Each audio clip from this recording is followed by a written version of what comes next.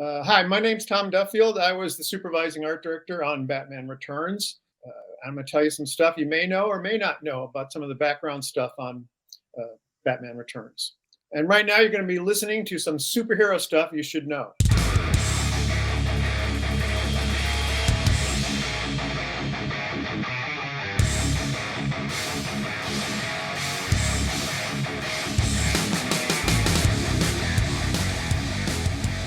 Welcome everyone to Superhero Stuff You Should Know. This is once again Ben Wan, and with me is my co-host as usual. Hey everybody, it's Andrew. No fun name today, just Andrew. Yep, and we have a very special guest with us, someone who is part of our favorite Christmas movie over here, one of our favorites that we go over. One of the things that make Batman Returns really special is the way that Gotham City looked, the overall look and feel of this. Many have pointed out how Tim Burton has not really been topped when it comes to Gotham City in either movie in '89 or in Returns, as we've covered. And one of the men who helped bring that to life in Batman Returns is with us today, and that is Tom Duffield. Welcome. Hi, guys. Yeah, this should be fun. It was a really wild time on that movie. Originally, Bo and I worked Bo's art director on 15 films. We kind of teamed up on The Lost Boys, and we worked together for a long time, and we had a great collaboration. And 3 of our films got nominated for Oscars, and it was quite a fun it was a fun job to do. And so let me tell you, when we started, it was originally we were going to do the first Batman at Warner Brothers. We just finished a film there. I think it was Accidental Tourist, and they asked us to do a budget, so we did, and we presented it, and probably was more than they wanted. We didn't really know. We didn't have a script. We just kind of guessed at what we were doing, and they decided to take the movie to London instead. But then Tim decided that he wanted to do the second one in the States, so he brought it back, and we were his guys. So he asked us again to do it, and we said sure. And it was one of those big jobs for the day, and we had so many stages and so much going on, and hopefully I can clue you in on some of that stuff. And I'm going to start with, do you have any questions or anything before we start, or? No, I mean, I understand you're going to be showing us a binder full of your, basically your time on the movie. Right. Basically, every movie I worked as an art director or production designer, I always made a book. Let's see, there it is. There we go. I usually make one for myself and the director, or one for myself and the production designer. And it has everything. It has the entire movie in this book. Basically, one of the philosophies behind the show, or the inspiration, is we wanted to make this like a neo-fascist. We drew on a lot of fascist architecture. We figured that Gotham was kind of the ultimate fascist, where the actual structures overpower humans. Everything's over super scale size. It's like the German Nazi architect Speer. All his buildings were so big, like Germania, had huge domes, and we were kind of going along that line, and everything was overscale and oversized. It was Gotham. Yeah, we can definitely see that with the big statues and the muscles. Exactly. Yeah. And here's one of Marty Klein's sketches of how the Wayne Manor with the gobo in the sky, the silhouette in the sky. That was awesome. And we worked a lot on this, how to make it look realistic, to get the Batman logo in the sky. And these are all Marty Klein. We designed this reflectors. Now these, real quick, Tom. So these reflectors, I know there's kind of been a conception or misconception from fans that these reflectors are. Some are saying, like, well, why does he have the bat signal on top of the rooftop? But according to the script and with this concept art, they're not actually the bat signal. They're mirrors of the bat signal. Right. Right. So it can be projected on the mirror, and then it projects in the sky. Now, the trick is, to really work, you have to have clouds in the sky, or at least a mist of clouds. Because if it's just black sky, you're going to see nothing. You have to have something to bounce the light off of, and remove the light from where the bat is. So it is an artistic cheat, but that's the reality of it. It works. It looks cool in the movie. Yeah. And then he doesn't really read very well. It was kind of a skyline. It's just tons and tons of tall buildings. Yeah. Doesn't read. This one is the Cobblepot. Cobblepot. It's Cobblepot Mansion at the very beginning, when he's waiting by the fire and the wife has the baby, and they bring him in. And then here's what you're talking about before. These are the gear poles. We call them the gear puller. See the big gear and all that. Hmm. Everything's statuesque, huge, over scale. And this was one of our, I think, Tom Lay for the start of the inside of the Shrek store. Okay, Oh yeah, I I'll remember this. page these faster. These are Oh, no Tom worries. Lay. Yeah, They're some both some of in, these we've seen, some of these we haven't. So this, for example, I've never seen before. yeah, this is if you remember in the Shrek's office and around, they had these padded silk, gray silk cushions on the wall, Hmm. solid wall with the little button tucked in the middle. Sort of has the feel of the interior of a coffin, is A what little bit, I've always noticed. Yeah. a little bit. And here's this was to show we didn't have vis effects in those days like we do today. Anything done back in these days would have been like a foreground miniature or a glass shot or something to get to paste in a background. Let me get through these. These are okay. Here's the this is also the Cobblepot Mansion, and Hmm. this was done by Tom Lay, as I believe. Yeah. It looks like Tom it. Lay did all this stuff for the stores, the store displays for the Shrek store. Hmm. These Oh all wow. were in the windows of the Shrek store. I have to wait a Yeah. second. Again, I haven't That's seen cool. these before. Yeah. And it was Christmas time, so everything had kind of a winter theme to it. Here's one of Bo's sketches for what he thought the top of one of the buildings should be. It was kind of a takeoff of the building at 23rd and Broadway, the Flatiron Building sort of look. Oh yeah, I see that. And then you'll see pictures of this later. And when I go through some of my photographs, this is a Bo sketch. Hmm. Everything like we talked about was Gotham was built on top of Gotham, which was built on top of Gotham. So they kept bigger and bigger, and so it was slowly crushing all the lower buildings. And they had to put all the structural framing in to keep the big buildings above. Here's a better. This is a Bo sketch to show that everything was so heavy and weighted, and yeah, that's why everything was kind of crumbling at ground level. This was the original kind of concept before we did the gear pullers. You can see the Hmm. two guys there, but Yeah. we didn't do that one. These are just Oh Bo yeah. rough sketches from Bo. And this is Ah. Catwoman in her apartment. Yeah. The Sort of hell here. was a sort of an idea of what we might do for that. I'm sorry I have to keep switching this, but Oh, no worries. yeah, more Just gives sketches. us And more time to look. right, this is one of the first sketches of the control center for the Batcave. We had all the gadget gizmos and electronics instruments and whatever back in the day was built. And the Batcave in our movie was basically, we imagined it as like inside of an old coal mine with bright, Oh. shiny black bituminous coal. It was all black graphite. And we put little blue uh, runway lights around it. So it looked like it was a landing strip almost, even though it was just a car.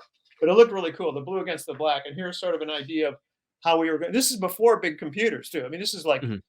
in the 80s. So we didn't Mm. even have a computer in the office until Birdcage, which was like 94, 95. Oh So wow. this is early pencil and ink. Mhm. And here's a model. We built a whole Ooh. model of most of the big sets on the stages. This is a part of the model showing Shrek store from Mhm. stage 16. This is a model as well. This is all models. This is the model of the church. It was across the street. This is the model of the little building at the end that you'll see later when I talk about it, when I did that commercial that I mentioned. I'll show you Ah. Yeah. later in the show, but this is the Mhm. model of it. And there's a side view of it as a model. Let me get through these. This is the rooftop. We did rooftop models to figure out all the stuff with Batman and Catwoman chasing each other around on the rooftops. You can see Batman Oh. there. Oh. For the glider. Yeah. And here's another one. Oh, these So are all yeah, we beautiful. had so many models. Bo and I both are firm believers in models. All the movies that I designed Mm. myself always had models. Mhm. The last movie I Mm. did with a big set was for Patriots Day, and we had 1,000-foot long model. I mean, in scale, 1,000-foot Mm. long. This is a rooftop thing that I'm not sure that ever made the movie. It's the kind of the greenhouse that she Yeah, falls into. yeah. The girl falls into one, but I'm not. This isn't where it really would have been. But Hmm. and actually, this set, the rooftop set, actually was two stages. I think it was stage 12 and stage 18 at Warner Brothers. We took out the wall between the two stages, so we had like a double-sized stage. This is one of the first models for the Penguin Lair. And the Wow. concept for that was it was like an old Oh, Like what's the amusement name of park? well, the amusement park? But I'm trying to think of, like, what's the one in San Diego? Sea SeaWorld? SeaWorld. Yeah, it's like an old SeaWorld that was abandoned Mhm. and it was taken over. And we Okay. actually brought in all these different kinds of penguins. We had emperors, we had king penguins, we had mandrake penguins, we had penguins, and we had to keep them all separated and in the cold water. And the water tank kept leaking and it smelled like fish. It was crazy. But we had fun. It was really fun to go over there. But we're constantly trying to keep the water in the tank. We had a huge Mhm. tank, stage 12 at Universal, biggest stage like in Hollywood, square footage, and we filled it up. Now Wow. here's a drawing. This is a drawing I might have done. Yeah, I might have done this one of Gotham Square. This is the plan, Wow. and I think that's what this is. And Yeah. this is taking up the whole stage? Yes, the whole stage. And like I explained before in my hand, that the cars would come in, we'd circle outside the stage door. They would come down here and they would go underneath the ground and above this road. And then they would go out this way and go around again. And they were all Audi. No, no, they weren't Audi. They were VW Golfs, I think, Mhm. or I think they were VW Golfs. And we took the labeling off. We tried to make them look generic without any brand names on it, and we had to convert all of them to propane because the fire department would not let us bring any gasoline powered cars on the Jeez. stage. Oh wow. That was the deal. And then these are little drawings that I turned out. A newsstand. These were the band shell standards for the musicians. This is the pardon me. This is the door handles. I designed these fancy door handles for the Shrek store, which I still have them. Yeah. These were the headstones from the little cemetery thing I'll show you in a bit. Mhm. This is just some stupid little details. This is an anti-loitering handrail that we put those everywhere, so give it a sense of danger. Oh. I'll have to take a This look is again to see that for in the the movies. stores.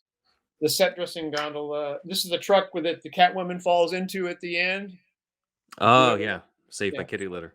right, exactly. And so we had to have a big truck, and we had to get it on stage and all that. This was one of the big transformers for the end of the end of the movie, where the electrical works go up after they Yeah. shoot it up. This is just a typical pay to play coin box for the Penguin RV ride. Oh, yeah. I Yeah, remember that when he's controlling the Batmobile. clock pedestal. This was somewhere, but I don't remember where. Yeah, just some framed. Was that Now a grandfather clock? uh, Is I what don't you're think saying? so. It was just the cat. It was the Shrek head on a base. Oh, I see. Okay. So, and then some more details, kind of boring. This is one of the first passes at some of the uh, what'd you call it, like a zoo or whatever. Mhm. Uh, what the abandoned zoo or the abandoned carnival or whatever you want to call it. Mhm. This is The Jacques Arctic Ray. Road. Yeah, did these. Oh, And a wow. lot of these didn't make the movie, but some of them did. But we wanted to see, money was a little tight, so we didn't do all of this stuff. And this is some of our concept stuff Mm. for the Catwoman. I mean, this is sort of the image we wanted her to have, in silhouette in black with the Gotham behind it. And you can see, I guess it's the Penguin way back here. Oh, on the umbrella helicopter? Umbrella, exactly. Nice. This looks beautiful. That looks just right out of a comic. Well, that's exactly what we wanted. We wanted, like Dick Tracy. They tried to make that a comic book movie, but it looks stupid because they tried to get all those bright colors. We wanted to in a dark, um, you know, Batman-esque look all the time. Mhm. Here's some stuff that this is a concept of Batman and Catwoman playing Throw it. around. Yeah, not quite the way it looked in the movie. This one doesn't care that she's a woman. Right. And then Right. here's the Batmobile. Mhm. And we adapted it a little bit differently than the first movie. It's very subtle, the changes that we made, but this was Jacques rated this to show how we would convert it and how it's supposed to be run like a jet engine and whatever. And we had wings that would come out if we needed it to fly. You can see right there. Oh. And then when it changes, the cops are chasing it, and he has to get through that narrow passageway. It turns into Mhm. what we call the Bat Missile, and you Mhm. can kind of see how the pieces came off to make it so it would get through that thin opening. Awesome. There's a better shot of it. See, all they Yeah. all come off, and then it would just the wheels would go in, and it would just go right through that little narrow alley. Yeah. This is great because we see it in such a quick shot, but this is kind of the breakdown of Right. it right here. Yeah, here too. Kind of show how the wheels they go back in line. They kind of swing around, they had to be as Mhm. narrow as possible. And here's the inside of the Batmobile. This is Wow. the gauges and the steering wheel, automatic. That was a joke. Uh, Here's another shot of it. And then we had the duck. This was the what you call it, the Penguin's vehicle, and it Mhm. was based on the Price Pfister kids' toy, the bathtub toy. Mm-hmm. Rick Heinrichs was another art director on. He was the other art director on the movie, and he was in charge of the miniatures for that abandoned zoo, Mhm. and he was also in charge of all the ancillary stuff and the props like this duck. Yeah. And here's a shot of the duck and how it was going to come into the Shrek party, the Christmas party. How it comes up through the floor. Yeah. Sort of scissor lift type of Right, look. exactly.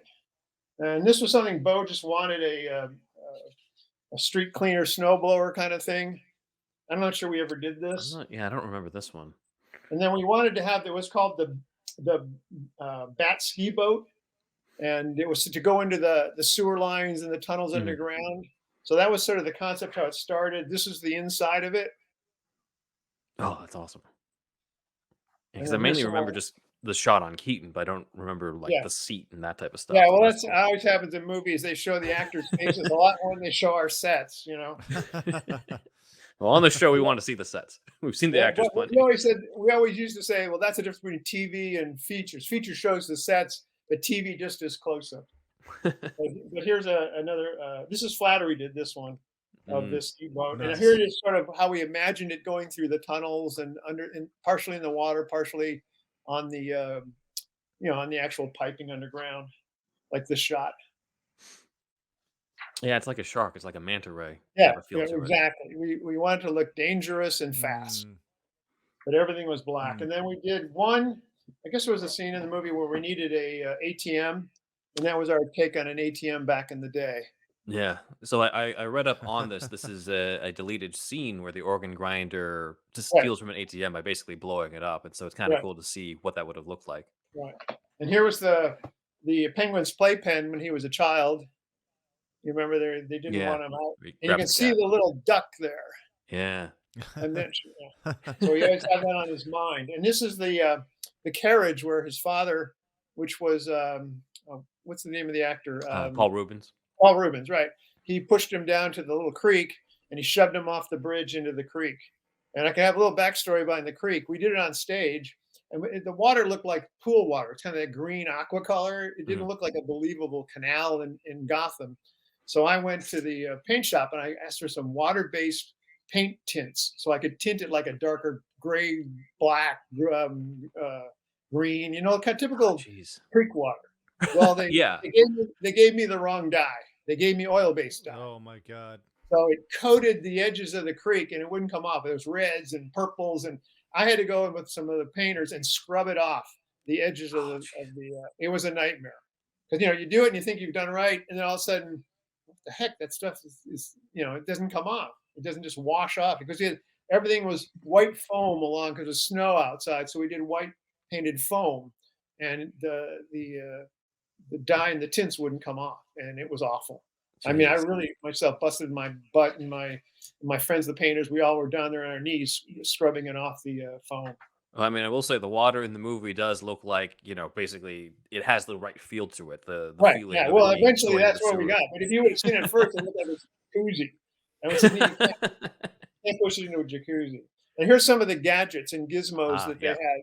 This was like a pair of like brass knuckles, sort of, but it has at the ends, it has two little darts that shoot out on wires. And see, he holds it up in Oh the air and they wow. shoot out and they grab stuff and he can pull himself out of a situation or Mhm. whatever. And here's another thing along the similar lines from his tool belt. Oh, He could grab onto stuff and it basically kind of have a safety line or again pull himself out of trouble. This is the batarang we called it. It was like a computer controlled boomerang. I thought yep. that was pretty funny. And here's another version of something like that. I'm not really sure what this did. It's been so long time, but Yeah, I think we talked to Flattery about it being a basically brass knuckle batarang. yeah, something. Yeah, it's so long ago. Here's another version of the same thing. The batarang with it could be used as brass knuckles, but you see the finger holes. Hmm. Okay, and here's the Pretty bat brutal. sled. Ah, yes. Okay, now Nice. I'm assuming I'm not really sure. I'm pretty sure it didn't make the movie, but we designed one, and it was for. I'm not sure what scene it was for. I don't remember, but I remember So we designed it. we've looked into it. So there was going to be that Batman store that has all the Okay, Batman merchandise, and I think it actually the sled is in the movie where the strongman attacks people, but it doesn't have the Batman logo on it, so it's just a okay. regular sled. Yeah, I remember we developed it. I just don't remember it was so long ago what we actually did. We had a lot of stuff going on then. No, Okay, here's now we we understand. we get into the penguins now and the attack penguins. Awesome. And the emperor penguins were the biggest ones, and they had the biggest rockets on their back. But I actually had one for a while. I had I think it was a Magellanic penguin that I had that had a rocket on its back, and we had so many of them. It was cool to walk on the stage, and it looked like a whole army of these little creatures with rockets on their back, and it was kind of cool to watch. Amazing. And we had little people inside some of the emperor penguin suits, so they could walk around and take direction. And he had little communicators on them. Oh yeah. And And here's then more this is development of the the reflector. reflector. And a lot of work went into designing this reflector. You don't really see it much in the movie, but we went around and around on this, and you can see how many sketches and Wow. things were done to try to really flush this out. Yeah, for sure. And then we have graphics. Now, back in these days, now today, graphics I could do in 2 seconds with Adobe Illustrator. Back in this day, I had to do everything. I don't know if you've ever done any of this, but you had to cut out letters and paste it on black and do photo shots of it Oh and my do high god. contrast prints and send those through the printer. So much easier now just to lay it out in seconds and send it out as a PDF. But we had to do all the different type styles we wanted and switch to see which one Tim liked the best. And then I really got involved in the poster for Cobblepot when he ran for mayor. And I'll So show you a bigger version of it in a minute. these are But designed by you. yeah, myself and Tim, and I don't know, was it Jacques Ray? Jacques Ray. I'd sketch something and Jacques Ray would paint it, and you'll see a partially done one when I show you the big one on the floor. Mhm. And we had a little trouble getting it printed properly, but we did. And we have a bunch of them, and we pasted them everywhere. It was really great to have because if you had anything on the set that needed a little detail, we could slap one of Mhm. these things in there. And then we did Awesome. buttons. We had for the shirts, Mhm. all over. And we had, I see one on your wall back there, a Cobblepot for mayor Yep. sticker. I have one of those somewhere in one of my files, and this is the typical alphabet we were using. And then Tim really liked to play volleyball. So we actually set up a court at Producers 4 at Warner Brothers. And our team, we made Wow. T-shirts called Gotham Volleyball. We used the concept of the gear pullers for the image in the center. And Bo Incredible. came up with the cat thing. It reminds me of Felix the cat It and does, whatever. yeah. Hmm. But that was a Bo thing. And here's the cat clock. It was outside, and you could see the time. This is something. This is the original logo that was on the sign for the Bat store and some other stuff. Yeah. Ah, And then this one perfect. here was the little tiny logo that we used to make the gobo. A gobo is a metal filter or metal implement that you put in front of the light that actually shines that shadow that you want. Oh, the bat signal. Yeah, I have a better version of it on the floor somewhere. Hopefully, I'll show it to you in a minute. No And then worries. here's more of the Batman Returns stuff. I think this stuff was for advertising and for it wasn't for the movie; it was for other stuff, but for the studio. And then we thought it'd be fun to have some stuff around where they compared the Batmobile to like a Ferrari F40 or a Countach or something like that. And we were trying to get some other props into the movie. There's the crew badge that we were coming up with, and this is actually, I think, the logo off the jacket that they Oh, gave nice. us. Now here's the T-shirt. Bo designed the T-shirt, and I have it. Nice. Let me see if I can turn it around. Can you see it Yeah. over there? Oh, wow. And that's I an don't know if you illustration from Bo? yeah, I'm pretty sure. No, that's Jacques Ray. I'm sorry. Oh, I'm sorry, Jacques Ray. But Bo had a lot to do with it. I didn't have much to do with the T-shirt. And then I also have the jacket. I don't know if you can see it over here. yeah, we can It's see the, it. There's kind of a I can kind of see it almost looks Oh, like yeah, the bat wings with the gray. well, exactly. That was it. And then the hat has the red bat symbol on it. It's a leather hat, and that Ah, was kind of the swag we got at the end of the show. awesome. that's I've never seen awesome. this before. I've seen the crew jackets for 89, but I haven't seen it for returns. And then going back to this is the back of the shirt. It's a big wing. Awesome. Nice. Then we had a I had to do a police car. And we wanted everything to be generic. We didn't want any kind of flashy graphics on the police cars or the city vehicles and stuff. Mhm. So which is just says police. I don't know if you ever saw Edward Scissorhands, but we did Yeah. everything in Edward Scissorhands that was totally generic. You know, courtroom said court, police station said police, no other. So we didn't want hubcaps. I mean, we didn't want wheel covers. We wanted hubcaps, Blackwell tires, nothing fancy. Well, no one's watching Batman Returns for the police characters, so. And then at the end of this book, I put all like reviews of Mhm. the movie, and Wow. and how it was taken in the roar of the cat, the whimper of the bat. I guess this guy liked the Catwoman better than Batman. And let's see, then this was from the program, I think, for the cast and crew or whatever. And then this I was saying before, there was a little bit of a lawsuit at the end, but we worked that out. Oh my God. And yeah, let's see, Cobblepot for mayor, Cobblepot for mayor. These are all just versions of the same thing. And these are just for the graphics and stuff, the invoices. And this is just a bio for me and whatever. So Nice. that's the book I make. Awesome. But now I'll show you a little more detail. And hopefully this will work out. Yeah, can you read All right. these? There. Yep, let me change the mode here. Okay, so we got Gotham Plaza.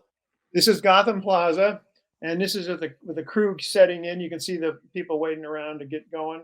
This is actually facing east. If you went out that big door, you'd be out in the main street of Warner Brothers. And that was the trouble we had. I don't know if you know the story, but we spent over $1 million on refrigeration for a couple of these stages. We had hundreds of tons of refrigeration, and it took us 3 days to cool the stage 16, which is the tallest stage in Hollywood. It was built by Hughes. What's his name? Who's the famous billionaire? Howard Hughes. Yeah, he actually wanted a really tall stage for one of his movies, so he picked the stage up 16 feet in the air and then built walls all the way around it. So the stage is really tall. So that's why, and we had to put meat foggers up there in the grid to make the air humid on the stage. And so we got it cold enough and it was humid enough you could see your breath. Tim really wanted to see everyone's breath. Well, it worked for about an hour until one of the groups decided to go out to get a filter or something out of the camera truck, and he used the big door. And he opened the big door, all the heat came in, it was 95 degrees outside, and we never really had it again, the whole movie. It was just one of those things. Just because of that. All right. Okay, this is a picture of the model of the top of the penguin lair from the abandoned zoo. With a polar bear, yeah. Right. Here's again is a color picture of that little store. This is going to be the Batman store. And then this is just construction shots. You can just see we're building the church. You can see a big crane arm there. I'll kind of go through these quickly. No worries. It is really cool to see a lot of these behind the scenes shots we've never seen before. I'm trying to get it so I don't get a reflection on them. Looks pretty good from my end. Yeah, good. I don't see the much. And you can see the bridge, and you can see there where the cars they would go through underneath here, and they would come out around the other side. And it was really hard. I used to go there like 2 or 3 in the morning. We had our construction people come in to do the concrete walkways and streets, and they want to make them perfect. And I had to yell at them to make them cracked and sunken in places and tilting and to make it look like they've been there 100 years. It's Gotham. Yeah. And it was kind of difficult to get them to make them bad. There's the big door going out to this main street. Oh, jeez. And this is the Shrek, part of the Shrek office. And there's the Shrek. The chairs are really great. We had a big scenic backing going around outside the translite backing outside the windows there. There's another shot of the same thing. They don't have the backing in, but you can see it was really cool. We built the table. We built everything. Cheryl Karasik, our great decorator, got the chairs, and we put these kind of bat kind of covers over the top of them to give it a little bit of a hint of a bat head. Mhm. Oh, I can see that. Yeah. And then here's also in the same area. This is where Selena was her name, I think it was. Yeah. She went and got coffee or something from there. And here's what I was talking about before in some of those pictures, or pardon me, in some of those drawings, where we did all the really heavy duty structural work to make it look like we were supporting a huge city above. You can see tons of rivets and just everything. And this is all over scale. I don't have a human in there, but you can see like handrails and stuff that. Let's see if I'll have some better ones coming up. But everything was huge. No, this is what we love about the Burton Gotham. And we had a couple of little shops. I didn't put all the stores in, but this is kind of the shops we had. And you see the snow here. We refrigerated the stages, and basically we used shaved ice for most of it. It's like a snow cone kind of thing. And then for the stuff that was farther away, we'd use foam or this. We put white muslin down. But you can see that the scope. This is the back lot of Warner Brothers. Sorry. No worries. And here's another store, tire store. Not a big deal. And there was this. This had something to do with the movie, but I don't remember what it was. Does it say Sewer Man? Yeah. So I don't remember that at all. It was one of the stores. It was remember when they were kidnapping the children? And they had that little train with the yellow. Oh, okay. So it's probably in the back there, but yeah. And even the laundromat is like you can see it looks like this. There's 10 floors above it. And there was something called Wig World, and I don't even remember this one, but we did it. It was called Wig World. I don't remember. I'll have to look in the background. Yeah. Now, this one thing I did want to point out. This really shows how the structural strength or the weight of the upper buildings. You'll see the columns at the bottom. They're like totally, crumbling and falling apart. The weight, and the whole building's sagging because everything's so huge above it. There's a better shot of the whole thing. Yeah. So like the whole building is tilting. You can see, if you look right close here where my finger is, we had big chains that were holding the columns together. Like you said, the city built on top of the city. Yeah, built on top. There's another shot. You can see the chains on that one. Yeah. And everything was like, nothing was new. Everything was like rusty and washed out and oxidized. And even I could see the size and the scale of the bolts and the rivets here. They're like a foot across. And there's just some paste up stuff for the back lot. Just some of the stuff we just, to give it some depth. And here's this is a taxi cab, but that's the kind of cars that were all through Gotham. That's the Volkswagen Golf or Polo or whatever it was called. That was a taxi. With a propane. Yeah, with a propane. Here's another view of a similar area. We spent a lot of money in that one building. We knew it was going to get featured. You can see more of the snow there and the great depth that we have in the back lot. And again, everything, even the overpass, just feels heavy. And I love the way we were able to put the tire tracks and stuff into the snow, and it looks like an early snowfall and that you've been driven on. How was that created? Was that just driving the cars over it, or just driving the cars over it? Just driving them over it and making sure that we had enough shaved ice and whatever on there. Awesome. And that might have been foam. I'd have to look closer. This is myself in front of the Wayne Manor fireplace. We wanted the biggest fireplace ever, so we made it pretty big. Mm-hmm. How old were you when you worked on this? Let's see. Can you tell me I forget what the date when it came out? Was it 92? Oh, really? That late? 92. So I would have been 41. No, 31. Okay. Let's see. No, 40 years old. Exactly. 40. Okay. And there's myself and the Batmobile. And Awesome. Gotta have a shot. yeah, got to have a shot of that. Mm-hmm. And I actually was able to take one of my nephews and let him sit in it. He really had a kick out of that. Oh, And here sweet. again, I'm sure. these are more pictures of the dashboard of the. By today's standard, it looks like something from the 30s or 40s. No video screens, no computers, no. Yeah, just basically, it's almost like old aircraft looking. That's sort of what we went for. Yeah, It's I mean kind that's of kind of what's cool Yeah. about it. It's yeah, timelessness that people yeah, associate with these exactly. movies. Now here's a picture of Danny in makeup when we were doing makeup testing on him and stuff, with his cigarette holder and his hat and his monocle. He Yeah, didn't have the I've never seen monocle. this. It's great. And here's one where he's in his chair, and again they're just trying the nose and they're just trying the different stuff on him to see what looks best and do camera tests. We did a lot of makeup camera tests. And then, like I said before, that store at the end that I showed you before, the Batman store, when the movie was over, Warner's wanted to, or actually sold the rights to make some commercials on Gotham Square and about Batman Returns. So McDonald's wanted to do a Batman Returns campaign. So Simon West was the director, and they hired me to make a McDonald's. And I thought about it for a minute, and I picked the only building really that could really work was the old Batman store. So I took it and I made it into McDonald's. McDonald's. And you can see the little bat logo being lit up on the wall back there. Oh, that's But awesome. and I Awesome. basically did the inside, and it's funny, the ad agency hated it. They thought the inside looked too old and whatever, and that they said that the client would hate it. And the director loved it. I actually wasn't. It wasn't. Okay. Yeah. And then here I am in front of it. I'm thinking of it now. Maybe it was it Simon West or was it another guy? I forget the actual director of it. But anyways, and then the inside was the timeless. I remember this as a kid. McDonald's. That's what it used to look like in McDonald's back in the day. Red and white stripes and Harlequin tile floors. Mhm. McDonald's loved it. That's what it really looked like. When I was a kid and I went into McDonald's, it looked just like that.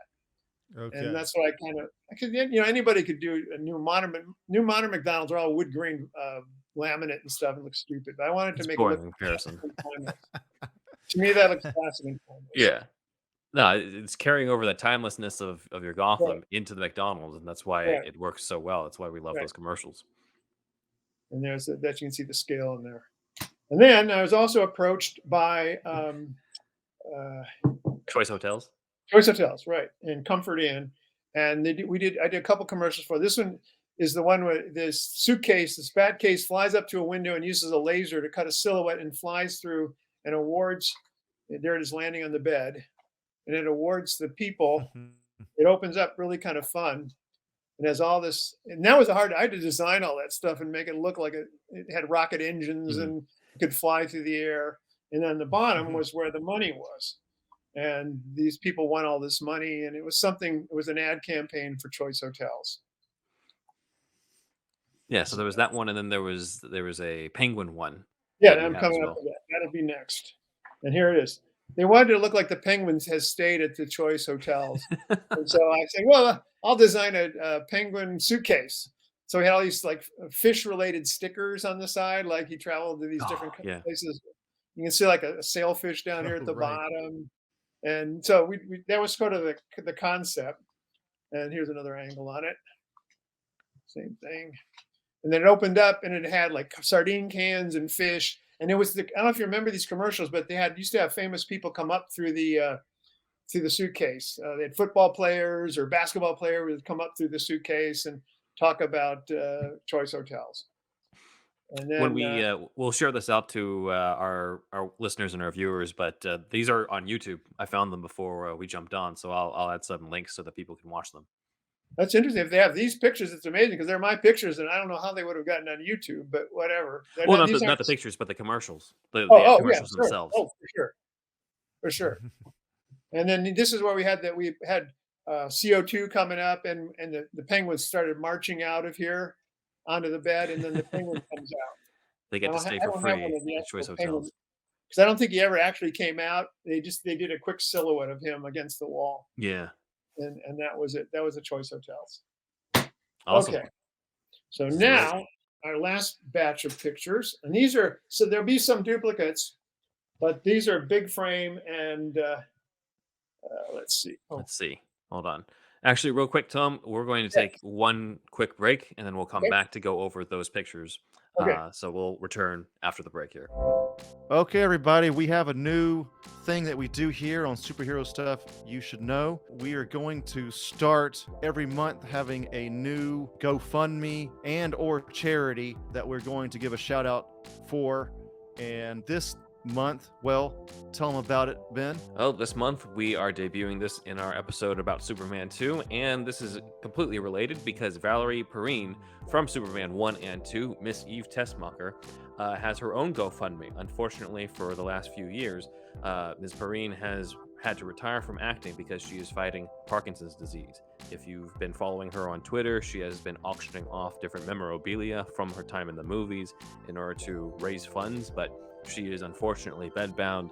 She has round-the-clock caregivers, and she has a GoFundMe set up through her friend in order to help her out through that. And I think it is on a lot of us as Superman fans who grew up with these movies, grew up with her as Miss Tessmacher. I think as a thank you, it would be more than appropriate for us to help her out. Yeah, so please, if you can go to her GoFundMe page, it's been linked in the description here as well for everybody. If you can donate to her, that would be great. Again, she's part of the Superman legacy, and let's try to help her out if you can. And also, on top of that, we want to also give a shout out to the page where you can donate to the American Parkinson's Disease Association itself. So that will go to support and education and research. So if you want to support them as well, or just them, also fine if you want. So check that out. That will also be linked. We thought that we should not just be into heroes, but also try to take an influence from all these heroes we read about all the time and at least do our part in any way that we can, insofar as, helping these kinds of people. So yeah, if you can, that'd be great. And thank you very much. Just wanted to announce that I have a new podcast called Gaming Gaiden. It's about Japanese to English translation. In this first season, it will be 10 episodes each season. If you saw the ranking, every Superman video game two-parter we did here on Superhero Stuff You Should Know, you have seen Mike before. So yes, if you like video games, if you've been interested in Japanese ever, we're going to be talking a lot about just Japan in general, Japanese cultural differences as well, and we also are going to have a lot of talk about 90s video game magazines such as Electronic Gaming Monthly, aka EGM. So stay tuned for Gaming Gaiden podcast. It's already out now, y'all. I want to tell you about the patreon.com, patreon.com/superherostuffpod, and on that you get the $1 tier. You can join the $1 tier, which gets you the shout out on the board, and either visually or orally, or both at times. We want to do the oral for the most part for newer people. And then the $5 tier gets you a whole new show. This show is every Monday, as you well know, and it's free on YouTube and the what's nots. And the Patreon show is every Friday at the $5 tier mark. You can, if you want, binge us for $5, and there's like 150 episodes, almost 150 at this point, and you can, listen to all that content there. Even the stuff that's been released from the vault, none of that has been the full episode as well. So trying to keep our $5 tier people happy. But yeah, check that out. And then our $10 tier gets you all of the above, plus it gets you a monthly meetup show where you meet up with us monthly, and it's like a Zoom-like call, and we have a topic at hand, or sometimes videos we react to and things like that. And that's at the $10 tier. Every tier that you get, like the $5 tier gets you the $1 tier benefits, and the $10 tier gets you the $5 tier benefits and the $1 tier benefits. So check that out at patreon.com/superherostuffpod. We also got the merch, which is Redbubble, superhousepod.redbubble.com. and on Threadless, superherostuffpod.threadless.com. Get your Bin Man and Indeed Wizard mug, shirt, shower curtains, and all the rest artwork by Stephen Santa Cruz. And please send us some audio at superhousepodcast@gmail.com. A bumper would be great. You too can be part of the show. I'm Thunderwolf Drew on Instagram and Twitter. Thunderwolf lives as my other YouTube channel, one of my many YouTube channels. And I have also thunderwolfdrew.com has my whole portfolio in one place except for amanorecon.com. That's AMANORECON.com. And that is an original idea that some friends and I are doing where it is R-rated Power Rangers meets Stranger Things. That's the quick pitch, and it is not a fan film, original idea. We have a pitch video right now on YouTube and on the Indiegogo page. We're campaigning right now as of this, when this episode premieres. And this poster art is by ZacharyJacksonBrownArt.com. And check it out. Please support us on the campaign. And more from that soon. But yes, it's bloody. And if you like that kind of thing, check us out. And that's it, Ben. Follow us on social media, on Twitter at SuperhousePod, Instagram Superhero Stuff Pod, where we have some different supplemental stuff. I've even analyzed the martial arts stance that the Keaton ornament from The Flash is in, so you can check that out on our Instagram, Superhero Stuff Pod, TikTok, Superhero Stuff Pod, Vero, Superhero Stuff Pod. My website is benwanwriter.com, where you can read a whole bunch of spec scripts, including Gotham, Vampire, Elementary, The Death of Sherlock Holmes, and Curb Your Enthusiasm, Disneyland. If you're fans of any of those shows, check them out and let us know what you think. My YouTube channel is in the description below, including Doctor Who, The Ronin of Time, an audio drama I write, edit, and narrate with the 8th Doctor, meeting Miyamoto Musashi. My personal Instagram is benwanwriter. If you like cats, my son, Alfie, my cat, is at Alfie Pennyworth Cat. And if you have an Alfie yourself, then you can get the Whisker Box, the only cat box with a crazy cat lady and gent. And you can even check out another page on that website, superherostuffpod.com/show notes. That includes various show notes for each of our episodes, links to the scripts that we review if they're available online, Amazon links to the stuff we've been talking about, including, Brian Levant's book that he plugged for us, My Life and Toys. So check that out at superherostuffpod.com/show notes. Lord have mercy, y'all. Do you like hounds? Do you enjoy pooches? Do you find yourself enjoying time spent with that of canines? Talking about dogs, y'all. As you might have heard, Superhero Stuff You Should Know has now teamed up with BarkBox. For every month, you get a box for your special canine. Pooches. Or hounds. That's right. One free extra month if you go to barkbox.com/superherostuffpod. Follow the link and you'll get a free extra month valued at $35 and valid for all multi-length plans. So get the BarkBox for your hound, for your pooch, for your canine.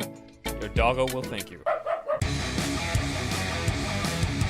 Just a bunch of goddamn ne'er-do-wells and scallywags. All right, everyone, we are back with Tom Duffield, and we're going to cover more of the Gotham City that he helped bring to life at Batman Returns. But first, he's going to show us the badge of the code name that was an exclusive to me. I'd never heard this before, that the code name for Batman Returns was Dictel, as in Intel. Ready? Can we see Sure. the badge? Let's see. Here's my. I look a little younger here. I guess I can get some better light on it. There we go. I had Porsche sunglasses back in those days. This is awesome, though. Everybody had one of these, and I think Bo or Tim came up with the Dictel name. I think it was Bo. They wanted to play off the Intel or something, and so that's what happened. Gotcha. And Awesome. actually, just to show you, I got a pile on the floor over there. Yeah, I saw. You showed me this earlier. I'm like, all right, let's No, see as much as possible. Those are just badges. Oh, the badges. Those are all badges yeah, from like yeah, 50 yeah. movies. So then they started giving everybody badges for security, and Mhm. so I just kept them all. I got tons of them. Awesome. I don't know. So, you wanted to show us some of the bigger pictures? So now we're going to go to bigger pictures, and let's see how these look. I'm trying to get without a reflection here.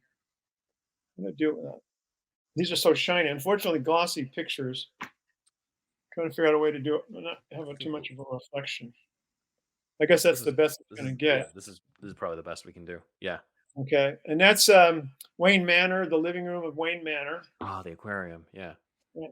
This is the library where the bat signal would be flashed on his wall, and he would walk over to the Iron Maiden, and he'd open it up, and that's how he got down into the Bat Cave.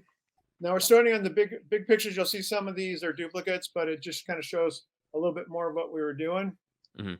And that's Wayne Manor, the living room area. Some of these pictures are dark, so just bear with me on them, and we'll get to some brighter ones. This is in the study, and you can see Bruce Wayne, and he's getting the bat signal over his head, and he's deciding he's got to go. Hmm. And this is down in the Bat Cave. He's next to his Batmobile. He had a whole walk-in closet, but it was more of a walk-in kind of castle, with a moat, and he pulled this up. I love that aspect of it. Yeah. And then we had his control desk. He controlled everything, and there he yeah. is. He's looking at a screen, and we didn't have computers or any gadgets or gizmos. Everything was basically pipes and Oh, gauges. Do you see that kind of like coal there in the back? This is like yeah. I've never seen this coal. before. Yeah. So Yeah, this is another shot from almost behind the monitors in the Batcave. yeah. This is a shot from the other side of the control desk. It's from where it's this way. Look, he would be sitting back there. We'll see the coal mine aspect of this Yeah, from this shot. right, exactly. And then this is Alfred being directed by Tim. Oh yeah, and we call sometimes Nice. the DJ scene where they Right. they mix the Cobblepot dialogue. Right. And you can see we did have some lighted gauges and stuff, but not many. And this is Albert, also still in the Bat Cave. Looks like he's about to deliver the letter, the Right. invitation to the Masquerade Ball. And then one thing I mentioned to you before, I don't think we mentioned on air tonight, is that we had this famous, it was called the Hall of Records, which Mhm. where Danny DeVito goes, and he tries to track down his heritage, his family tree. Mhm. And this is actually a building on the back lot. We did what's called a forced perspective, which is basically we built one set of bookcases, and then from there back, it's a painting. It's flat painting, but we made it look like a perspective to make it look like it was really long corridors of Oh wow. bookcases. But that's a forced perspective. It's only that whole set is only about 10 feet deep. I had So no we idea were- on that one.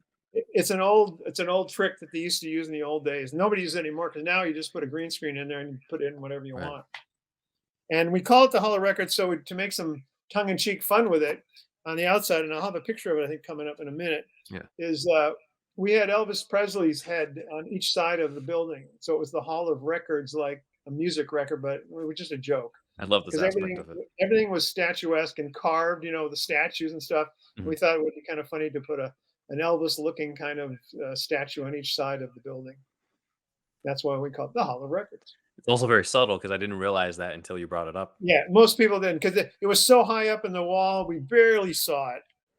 And this is another thing I wanted to show you too is the scale. Remember I told you how big everything was? Mhm. Look at that. The column is the size of like a half a city block, just the width of it. It's huge. Jeez. So we wanted to give the illusion there was huge, huge things way up above us. I still love that aspect of the city built on the city that you can see there. Exactly. And here's more of that. This is Selina's apartment, Catwoman's apartment. Mhm. And you can see the big steel beams running through her kitchen and stuff to support the buildings above it. See over here on this Mhm. side, right there, the big steel beams. And there's steel beams on everywhere, rivets. Oh wow. Yeah. We kind of painted, let's make it girly, we'll paint it pink. But we wanted to give her something that would repel her too. She hated her Mhm. life. So anybody living in that place would hate her life. Hate their life. So, and then this is how the church came out. Oh wow. And again, everything huge, huge statuesque, carved figures and whatever. Like I said, the fascist, quality of it, fascist architecture quality. And here's the biggest fireplace. There's Bruce Wayne by his fireplace. It You was can really big. see it when he's standing in front of it too. Yeah, yeah. Actually, that first fireplace I might have showed you, I was standing in front of, might have been the Cobblepot fireplace. Now that I saw that one. And here's Selena about to lick his nose. Yeah. Didn't she lick his nose or something, as I recall? Yeah. They're fighting on the roof. Licks him up his mouth. Yeah. Yeah. And here's one of the still shots of her. I worked with her on one of her first films as a star. I worked on Grease 2. And Oh, I forgot she was in Grease too. nice. yeah, that was her first big movie. She'd sung and danced. She was amazing. Mhm. Okay, and here's at the end, we had the lair, the penguin lair, and we had all these big generators and stuff that explode and whatever. Everything was like old and decrepit, abandoned mechanical systems in the penguin's lair. Awesome. Here's some more of that. It's just kind of a weird shot. It's between something. I don't know what it is. The studio gave me these. Mall. That's Yes. cool. It was huge. It was a whole stage. Here's more of the Shrek. Mhm. We saw those before. Here's a better angle of the Shrek. You can see the big cat face Yeah. carpet symbol. Oh, that's carpet. That's awesome. Yeah, and then here's the dance floor with the big. This is on my screen. This is backwards. This would have been on this side, but It's before it gets blown up. yeah. And here you'll see it. This is when it starts to get blown up. You can see stuff starting to blow up through the floor. Oh yeah, and that's Bruce and Selena in the foreground. Yeah. Oh, Yeah, they were the wow. Now here's the shot. Here, I'll give the shot of them dancing. That's them right before it comes through, right where they're standing. That was Jeez. plexiglass and whatever. And he comes through that in the center of the floor. And here's actually as it happens. And that handrail cost us That's a cool. fortune. It was one of the most expensive single things, this handrail in this set. We wanted to make it look like metal, but it was all wood, and it took a long time, Oh and it was wow. hard. But and then he comes up through the floor riding the duck. Mhm. And Classic. then here is his RV where he drove Oh, around town. This was his mobile campaign headquarters, for what it's worth. yeah. I haven't seen And that this, part. and this was his campaign headquarters, the downstairs. We wanted to make it generic and everything the same color. There's no style involved. Perfect. Definitely comes through. Every desk looks exactly the same. I'm gonna should turn my phone off. You think? Do we need my? Well, Yeah, we no, don't need the phone right now, but I well, don't no, have it displayed right no. now. I got to show you some stuff on the floor later. So, Okay. and so this is the Okay. downstairs. We had regular people in here, and it was supposed to be sort of like a regular campaign headquarters. But up above was what we called the Penguin headquarters. Yeah. That was his desk and his office, and this is where he kept this girl hostage. You'll see in a minute, or kidnapped. Oh, that's the same set. Yeah, same set. And here's one more. This is where he slept. All the same set up above. Yeah, I didn't know that. Okay, so Penguin's office is the same set as when the Ice Princess is being held hostage. Yes. But downstairs is the campaign headquarters. Up a set of stairs is his office. Gotcha. And here's more of the Penguin lair. And we had big murals on the wall of polar bears and seals and all that kind of stuff. And we built outside this doorway by my fingers here. There was a whole ramp and big outdoor tanks where we kept the penguins. And then we would open the doors up and they would all be swimming in. Oh, I can see this. Yeah. There's the crew in there. And again, it was like a big interior auditorium where they do like killer whales jumping in the air or what, all that kind of stuff that they do like at SeaWorld and It's whatever. definitely got that vibe. Yeah. And then here's Danny ready to feed Nice. the penguins. And My again, babies. the ones I used to have. I mean, the one I had of the tack penguin was one of these guys. But the big ones are the emperors and the king penguins, and especially if you remember the ones that pulled them out of the water here and whatever. Those were little people in emperor penguin suits. Gotcha. Here's some more of those guys. I figured they had to be in order to be pallbearers for that Oh, scene. yeah. You can't really have the real penguins do that. Nowadays, you've probably done it CG, but Yeah. and this can show you the scale of the it was huge. The set was huge, and this is you fall through here, Hmm. from above. It was a huge set. And here's a better shot. Those other ones I had were so dark. Here's a shot of them. Ah. Some of the people by the big transformers and electrical stuff. Hmm. I think that's supposed to be a big refrigeration unit to keep it cool. And right next to it is the big transformer with high voltage. And there's Mr. Shrek Ah, and the yeah. crew getting ready for a shot. That's Tim over here, up there. I see. This is him in the water. Yes. Yeah. And that was cold water because we had to keep the water cold in there for the penguins. Usually, for actors, you always heat the water. Oh, yeah. I didn't thought about that. And here's some more shots of the. It was a really big set. It really was. It's hard to really do it in single frames how big the set really was. And there's a little bit better idea with the penguins and the ramp and all that. And then here is the damaged duck Oh. right outside where it falls through the penguin's lair. And here's Danny and the Batman fighting. Oh, I've never seen this shot. Yeah, This is awesome. yeah. That's And awesome. then Yeah. here's something now you'll know what the Hall of Records was about. Yeah, now we can see. So that's the shot in the movie. Yeah, that's a shot, and you can see the heads in there. And can you read Hall of Record? Okay, because on my screen it's reversed. Yeah, we can read it fine. Yeah. Great, perfect. Perfect. And I just want to show everybody the snow that we did. We did so much snow. We had a company called Agreco that did all of our refrigeration. We had several hundred tons of air conditioning on these 2 or 3 stages, and we got them cold and a little bit of breath, but for the most part, it was hard to keep the stages cool. And here is. I just wanted to show the scope of the cars on the back lot, and Oh, you see wow. they're all that same Volkswagen. Hmm. We took out the VW thing in the middle and just put a light in there. So there's 3 lights in the front instead of the little VW in the circle. Oh, I hadn't noticed that. Yeah, there's 3 lights in the And front. then I think is that Tim or that's Tim. That's Tim in the cemetery when Cobblepot eventually goes here to the cemetery. But I just want to show you a set still of the cemetery. That looks great. And then if my phone still works, Yep. Hold on. Let me switch the mode when you're ready. I'm ready. Okay. And switching over. So, Switching over. Okay. I'll show you a couple more things really quickly. Here was the set sketch. Is it coming in okay? yep. That's the cemetery Cemetery. set sketch by Marty Klein that you just saw the picture of with There's that building you were talking about in the background. It looks like the one that kind of looks yeah, like exactly. Chicago. Yeah, the Flatiron Building, exactly. Mhm. Good eye. Good eye. And so this before. Now, these are both sketches of sort of how we got to the Wayne Manor look. Both, let's see if you see this. Yeah, both did several sketches of different types of mansions, and we ended up with the one you saw in the movie. This is what we ended up with,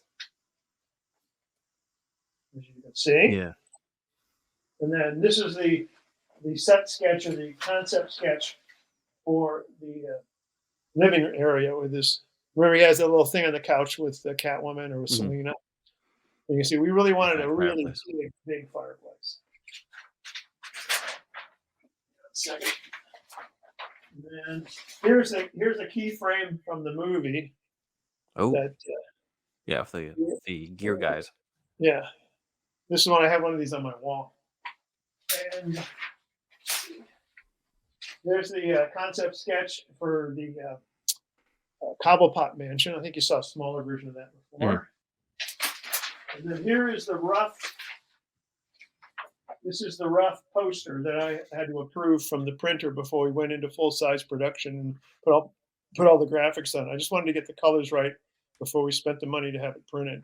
I love seeing this because I've never seen this without the Oswald Cobblepot for mayor on the bottom.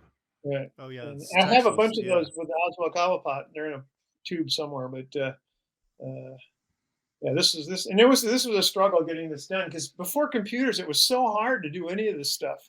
Now I got to knock this Yeah. stuff out in an hour or two with Photoshop, and Did it's you so good. create the font for this film? Pardon me? You created the fonts as well for the film? I don't know if I created it. We made a whole bunch of them up, and they selected one. I don't Okay, know. gotcha. I can't say I created it, but here I did create Okay. Gobo, which is the thing that they would show, on the wall and whatever. Hmm. Through this, and actually, you can see I had to like cut it out and lay it in black paper on white circle. This is glued down. This isn't Oh printed. wow. And so you'd have to cut it. If you look really close, you can see it's cut with a knife and stuff. Wow. And then these are the instructions. I want the size I wanted and whatever. And then I would send this out and have it made in the prop shop. Or I made 20 on acetate. I guess I asked for make 40 film positive. Then we went down to 20 acetates. What I And love about the bat signal in these movies is just how clear it is, which is how it is in the comics. I know realistically, right, when the bat signal, like we see in the newer movies, it would look a little more fuzzy because that's what it would look mhm, like. But I right, love how it just looks exactly like the bat signal in the comics in right. these movies. Should I turn Yeah. my phone off? Or? If you're done showing us the stuff that's I on the think floor. that the only thing I would show you with the last things, and if you guys are really into minutia and whatever, which you guys seem to know all about it, I'll show you that. Go ahead. Okay, with this camera. This was the Batman Rap Party Oh, invitation. Wow. I would keep that just for the bat part alone. Yeah, isn't that cool? See, that was at the Mayan in Los Angeles. Yeah, and then this was the invitation of the cast and crew screening. Awesome. Man, Man Stranger I'm so Chinese. jealous of this time because I work in movies too, Uh-huh. like now, but there's no cast and crew screenings, there's no Oh, yeah, wrap parties, there's no crew jackets. We don't get yeah. any of this stuff. None of that. So I totally agree with you. In the last maybe, I used to have to do my own. The last movies I was doing, I would have hats made and give them out, or I'd have Okay, T-shirts that's made nice. and give them out. On Mhm. Patriots Day, I made these black long sleeve T-shirts with Patriots Day out on the arm in Boston, on here, and I would give them to my Yeah, crew because the studio wouldn't do it anymore. They won't do anything anymore. Everything's about $1, and Yeah. but yeah, yeah. here's the stuff. I mean, I have even more stuff. I have a coffee mug. What do I do here? They gave us these coffee mugs, you know, Oh, and I'd love that. That's nice. Oh, That's so that's the bat nice. signal on it. Jeez. yeah. I mean, but that was back in the days when they did that stuff. They just don't do that stuff anymore. Yeah, you should see. I have Yeah, a big closet full of nothing but crew jackets. I mean, I go that's back to Blade awesome. Runner. I have 2 Blade Runner jackets. I don't wear them; they're too small for me now. Remember those? You probably don't remember, but back in the '70s, the crew jackets were satin. It Nice. really, really funny stuff. And one thing I would like to show you because I like to brag about it. It's one of my. This is a drawing I did.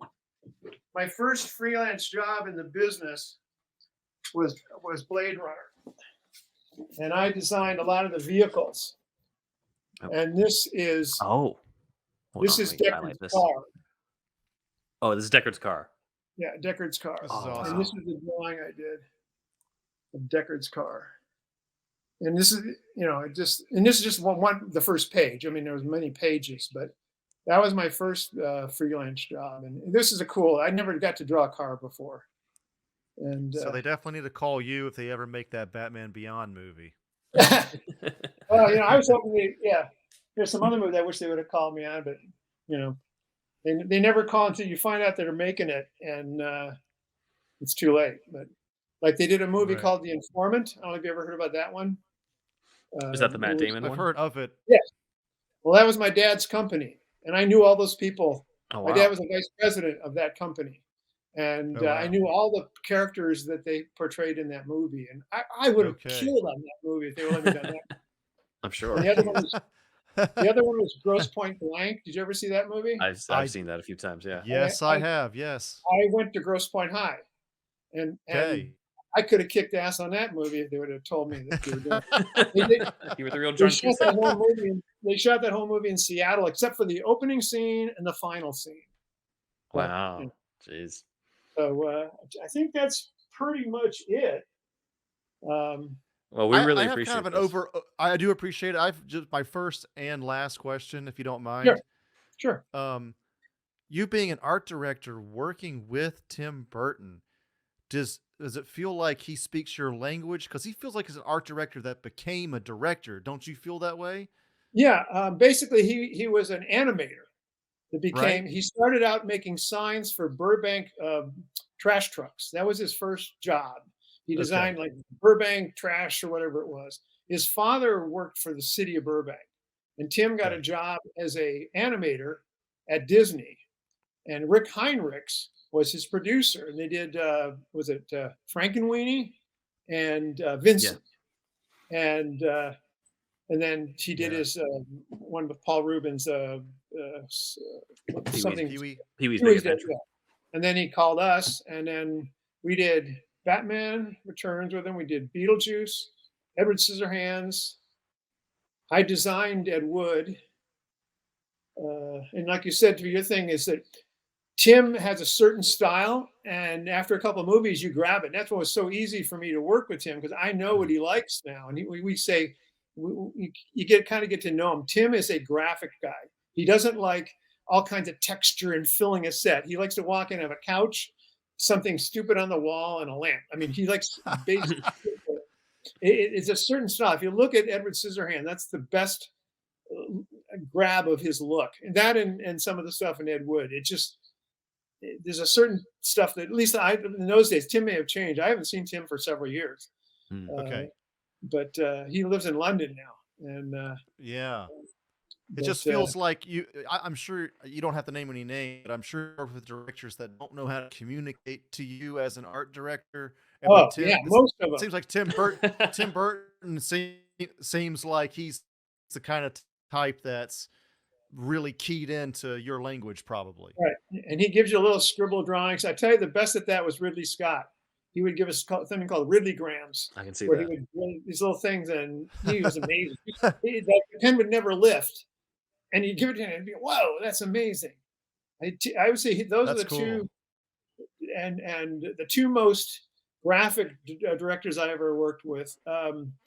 Gore Verbinski's the most technical director I've ever worked with. He knew camera, lenses, formats, angles, and reflect. He was really good at that.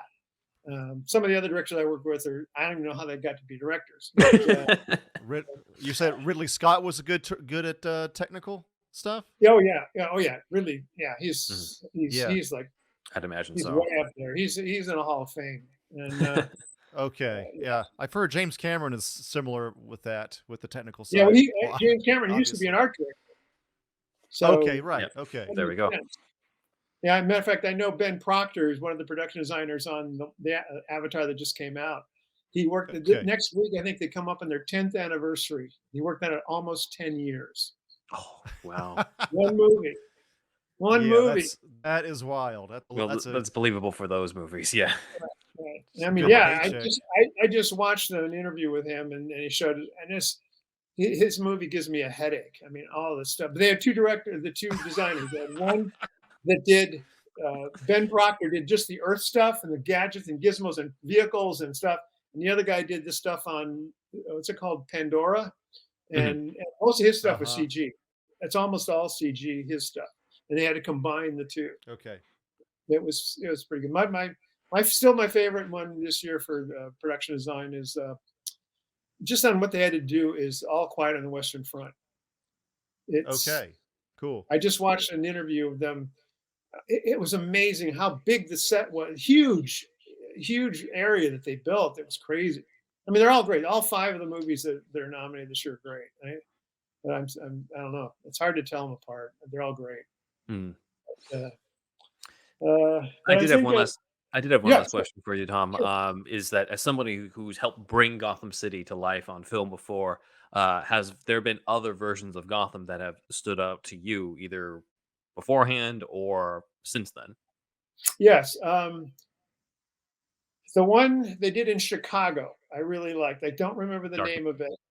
And it was because they used the under whacker. I don't know if you've ever been to Chicago, but there's lower whacker and there's upper whacker. And I lower think. whacker is that underground street that looks really cool. And they made good use of it in that movie. Yeah, I But think that I was the Okay. will Dark say Knight. though, I got to say, this year's The Batman, I watched it and I just shook my head the whole time, going, "Oh my God, we could have never have done what they did in that movie." Oh my God, the computer they did the cityscapes and the sets and I was going, holy crap! We whatever we had to do, we basically had to do in camera, But Right. Yeah. the technology now is so amazing. Then when they just did, it was just like I just oh my god, that was amazing looking, and it didn't even get nominated. It's just Yeah. it's That's right.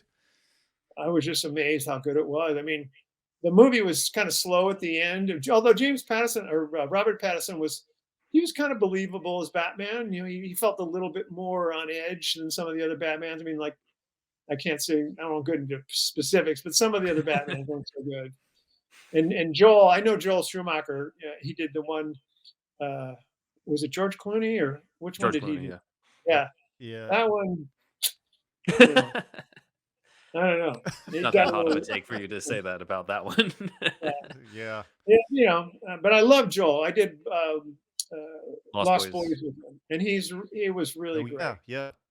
Yeah. And but that Batman, Bo and Tim are, it was Flattery just told different. us. Flattery told us that Schumacher came to him about Batman Forever and said, "This is on the air, so it's okay. It's already been on the Mhm, internet for a while." He said mhm. that Schumacher told him, "We got kind of lucky with Batman Forever." Like he seemed like Schumacher was not expecting it to be any kind of hit at all. Oh, And really? then Interesting. yeah, and then they said that they want us to make another one, and so that led into Batman and Robin. But And Flattery was I like, just no. yeah, and then Flattery left, but yeah, I just thought it was funny how Schumacher really, seemingly anyway, didn't feel wasn't So sure if it it was going got to be it or forever got not. a one. Okay.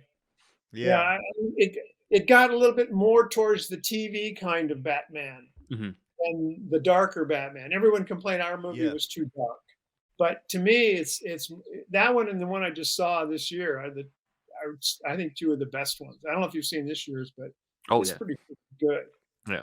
oh It yeah, just the movie itself is just slow at the end, and it's kind of a weird way it works out at the end. But God, it looked amazing. I Yeah. thought.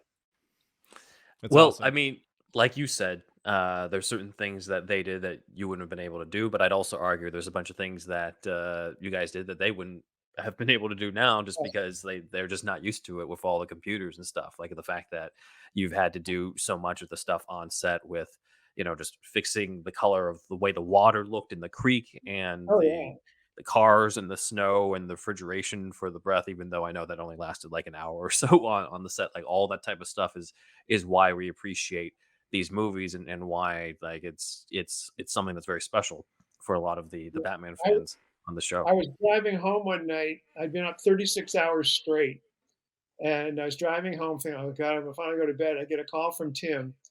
You got to come back. There was a scene where they walk out on these planks out into the water, and Mhm. I had to come up really quick. I had no time or money or anything, and I had to come up with 4x4 posts, and I made this kind of little walkway dock, and I used spray paint and sprayed it stripes on it and dots on it to give it sort of a look, and it was all done like in a half hour, an hour. It was crazy. That was the weirdest thing on the set, was to come back at like I don't know. I've been and then just make something out of nothing. Mhm. And Sure. yeah, I'd have to go looking where that scene is. But you ever see a scene where I don't even remember who it is walking out on planks. And it's kind of zigzaggy, and there's 4x4 posts holding it up, and they're all painted strangely. And that was something I just did with spray cans because there was nothing else I could have. Everyone went home. All the painters and carpenters, everybody went home. Okay. I'm Yeah, trying to remember that type of scene, but if anybody who's watching or listening to this remembers what that specific thing is, comment below for us, and we'll yeah, we'll uh, we'll we'll find out from there. yeah, But uh, awesome. yeah. Well, thank you very much, Yeah, Tom, for sure, coming on and sure. Yes. Thank showing you. so much stuff that we've never seen before. It's not this is before there was digital, so a lot of it purely exists in your collection, as far as we know. Yeah. Yeah, I wish it was a newer movie. I have everything on disc now. I save all the images on disc. I could send it all to you in 2 seconds, you know? But this Yeah. is Well, way hopefully next time. before Okay. that. Yeah, way before that. I remember we were thrilled we could get color Xeroxes. Oh my god, color Xerox, great. They were like $2 a piece, you know? And you're, Mhm. "All right," you know? It was crazy. Oh man, but All yeah, right, no, thank you very much cool. for coming on. Thank you. Yeah, do me a favor, let me know when it comes out. I'd love to see it. We'll do. All And right. with that, Thanks, that man. is superhero stuff you should know. All right. So, as usual, big thanks to Dan. Dan provided us with the fan comments for this week, since most Woo! of the visuals were from Tom himself on this. So, Right. Slight Rebellion off Madison commented on our Mario Puzo Superman 2 episode, saying, I just realized Puzo recycled the killing the Pope angle for Godfather Part 3. He clearly was adamant about seeing that idea on the big screen. This is a great observation. I completely forgot about that when we were going I've in Superman 2. I've never seen Godfather 3, dude. Everybody always like shits on it, and like I just seen 1 and 2. Maybe I should do like a trilogy screening again because I need to bone up on 1 and 2 again, honestly. But so I've anyway, heard the director's cut is good. I've heard that as Coda, well. yeah. Yeah. The death of Michael Corleone. So, but yeah, thank you, Slight Rebellion. I forgot about that aspect, so thank you for bringing that up. Thank you. Uh, let's see. We had a couple comments on our analysis on the Flash trailer. With I'm going to put 2 of them together here because it's sort of the same sentiment. So E2A says, "Is it confirmed that Keaton's Batman is exactly from Burton's Gotham? Hopefully, they won't make him too goofy. He was never goofy in Burton's movies." And then the Art Hound says a similar comment saying, "I don't actually think that this is Burton verse. I will bet that Keaton is another multiverse Batman." These are interesting theories. On it, okay. So my honest prediction on this is that it will never really be completely set in stone. I think it's going to be one of those things where, like, it could be his potential future in the Burtonverse, but if somebody doesn't like the Flash or something and wants to discount it, then they could always say it was a universe created due to whatever the fuck that Barry does in the movie that creates that timeline. But I don't think they're going to have a clear, like, this is this Earth and this is that Earth. Like, I think they're just going to leave it open for the sake of fans filling in the blank on that. That's what I I personally think. I like these comments a lot, guys, and I'm not just saying that. I was thinking the same thing. Like when you have this multiverse shit, you can have your cake and eat it too. Like this, there could be if there's an infinite amount of universes. If that's our concept we're going with, right, in comic books and in movies. Mhm. So there's an infinite amount of Burton verses, guys. There's not just Right. one. Yeah, for sure. There's an absolute shitload of just that thing. So it again, it's like you said, Ben. I think it's probably going to be ambiguous, and that's probably for the best. Because I mean, Yeah. how much does it really matter if it's that exact Tim Burton verse the from the 80s or whatever? And what if it's one that's almost exactly like it, but not it? And there's no real point in distinguishing between those in the film. Really, there's really no point. So You could even it's argue it's that fine. It's Returns could fine. take place on a different Burton verse than 89, just from how different, like certain parts of it look. I mean, we just had a whole episode on how the art direction was completely different on this Gotham City compared to the first one. So This an argument could be made that they're also in 2 different continuities if need be.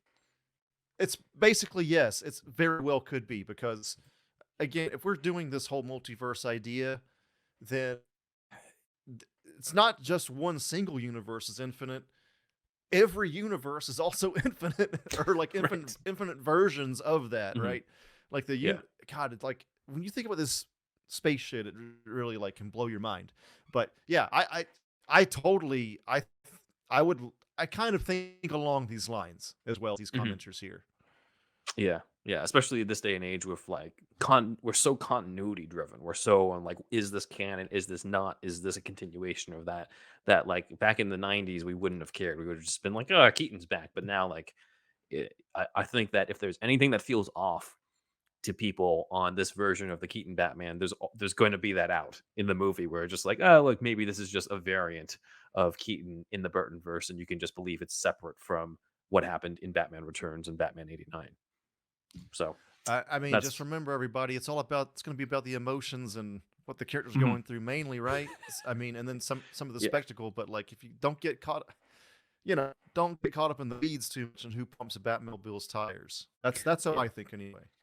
I agree. Last one is from maybe you can help me with the pronunciation. Is it Yao? Joao? Joao Joao Guilherme? I'm gonna take a sorry. stab, and this is maybe you are maybe Portuguese or Brazilian, but would I guess do that not too. know. But Yeah. Joao, there's a lot of ow now ow sounds in, Yeah. in Portuguese. So let us know how badly we pronounce this. Joao. Yeah, so Joao says, can you do John August Shazam 2008 script? We would love to. If anybody can send us a copy, send it to superhousepodcast@gmail.com. It might have been online at some point, but I can't find it anymore. I can only find one from William Goldman, which we will cover when Shazam Fury of the Gods shows up. So that's going to be pretty soon in March. But I'd love to cover the John August one as well, because I believe that would have been the Shazam movie where it would have been Shazam / Captain Marvel versus Black Adam, with Black Adam actually being the villain. That is, I think, the script that got Dwayne Johnson originally on board to be That Black script Adam. that script doesn't exist anymore because The Rock took a shit on it. He wiped his ass with that script. The only copy of it. So let us know if you have that and send that on over. We have some very well-connected sources, as you guys can tell from some of our exclusives. So one of you guys is bound to have it. And I'm sure after I say that, there's going to be, next week our inbox is just going to be full of different copies of the same script on this. But send that on over, superhousepodcast@gmail.com. All right, over to the shout-outs. Oh man, thanks everybody. You know what I'm saying? We want to thank some of our more recent people, such as Kevin R, Derek O, Renee V, Braxton W, and Sean F. Thanks everybody, and our other supporters as well as always. And we've told you about our friends just now, and now we'd like you to do us a favor. We want you to tell all your friends about us. Don't eat the fake snow on set.